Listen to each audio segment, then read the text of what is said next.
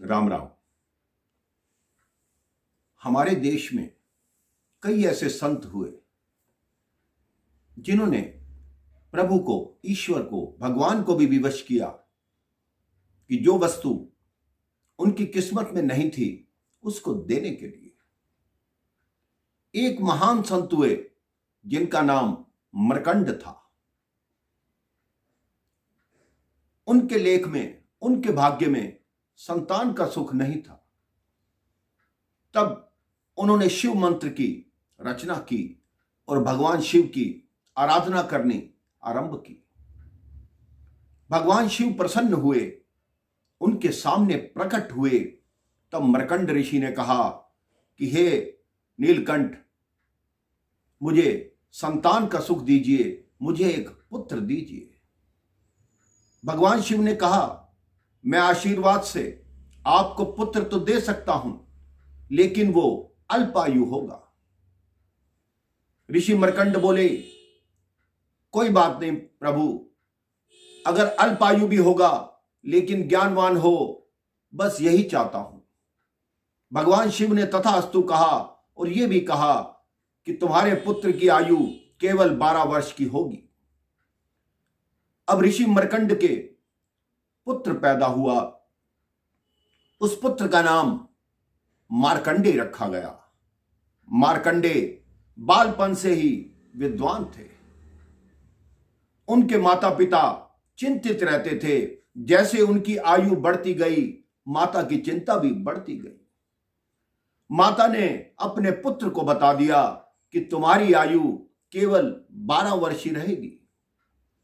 अब पुत्र ने अपने मन में सोचा कि मैं ऐसा क्या करूं कि भगवान शिव मुझे अधिक आयु दें और अपने माता पिता की सेवा करने का अवसर प्राप्त हो।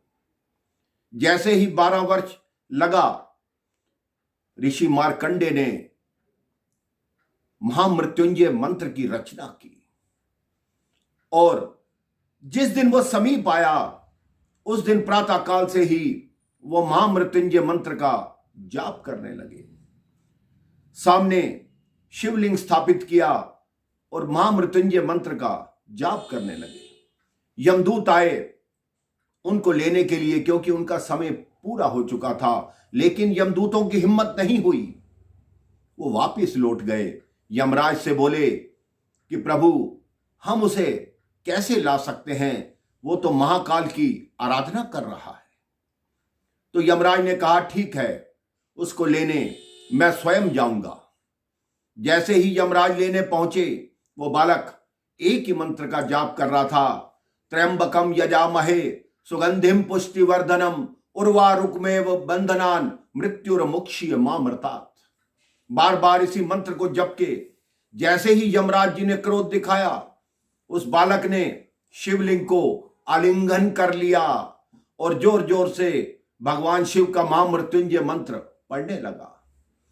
यमराज जी ने उस बालक को उस शिवलिंग से खींचने का प्रयास किया। इतने में ही मंदिर में कंपन हुआ और शिवलिंग से साक्षात महाकाल भगवान शिव प्रकट हो गए और यमराज से बोले, तुम्हारी हिम्मत कैसे हुई? जो बालक मेरे गले लगा हुआ है, तुम उसको कैसे ले जा सकते हो? मैं इस बालक को अमरता का वरदान देता हूं, बताओ तुम कैसे ले जाओगे?